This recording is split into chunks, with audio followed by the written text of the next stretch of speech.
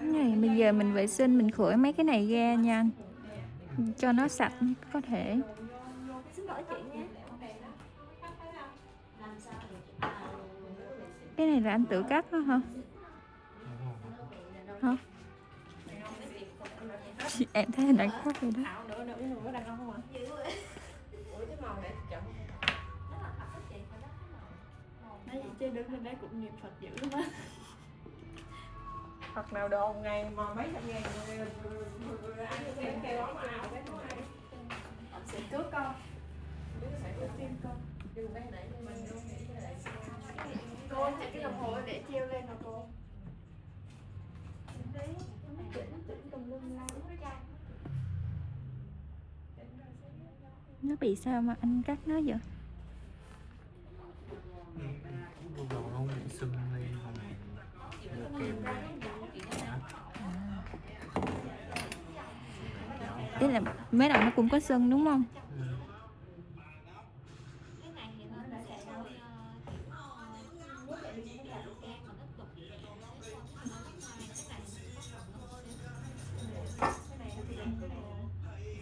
Anh cắt được cái đây là anh đẳng cấp lắm rồi đó.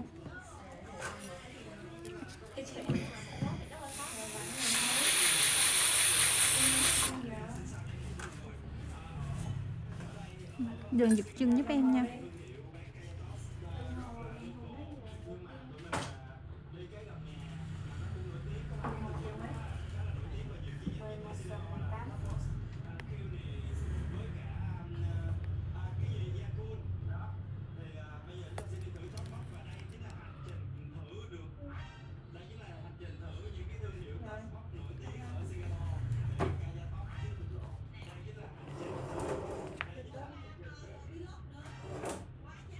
Sâu quá không?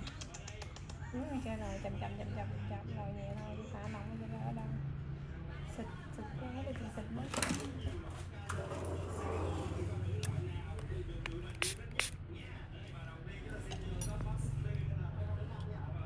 Tôi đi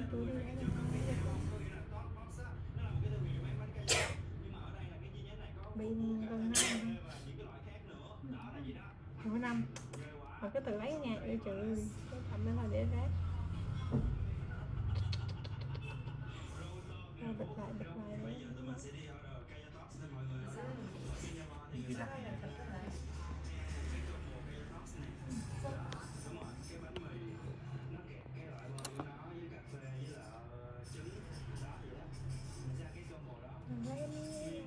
Nhưng không chảy máu mỏi luôn. Khô máu.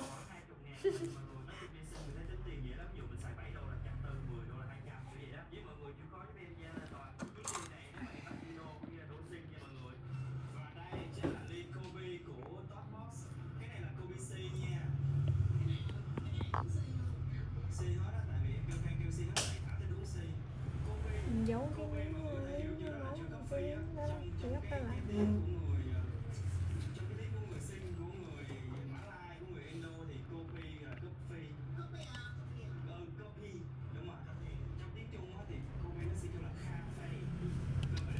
Cục nồi này á, phải thì mình phải kiêng ăn 3-4 tuần á, ăn bò nhiều đúng không? Bình thường ăn bò nhiều.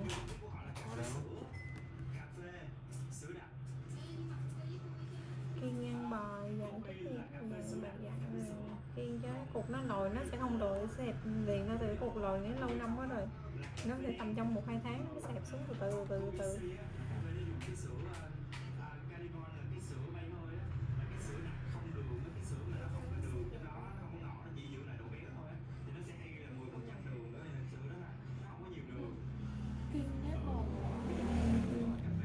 Nó đóng mài mình cười ra, mình đừng có cho nó đóng cái mài. Vệ sinh nước muối nước đỏ bằng bông tăm cho nó sạch.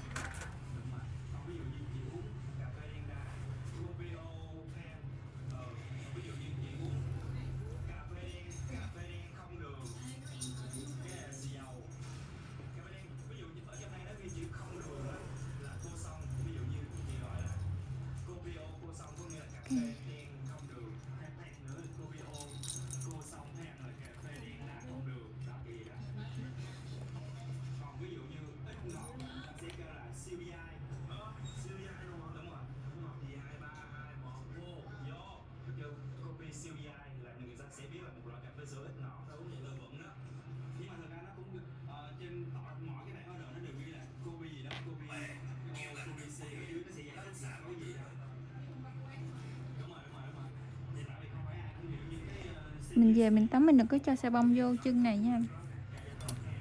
Riêng không một tuần.